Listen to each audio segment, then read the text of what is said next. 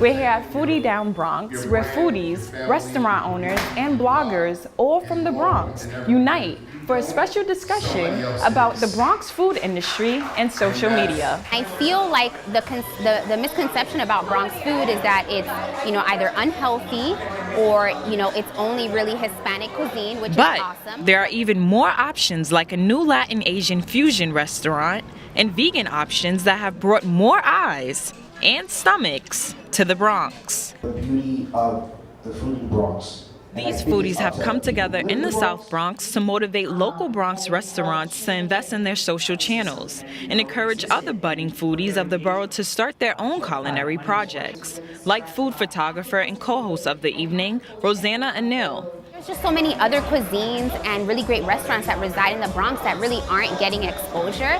And in the area and an era of social media and influencers and foodie accounts that are in the thousands and millions, we need to utilize that and harness that potential to showcase what's happening in the Bronx.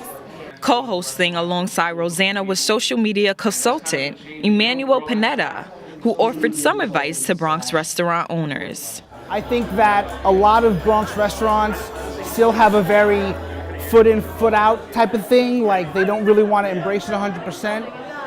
But I would say embrace Instagram, embrace social media, let people come in and taste your food. This discussion is not stopping here. Rosanna hopes to make Foodie Down Bronx a festival showcasing different restaurants in the Bronx. Reporting for BronxNet, Ashley Tiffany.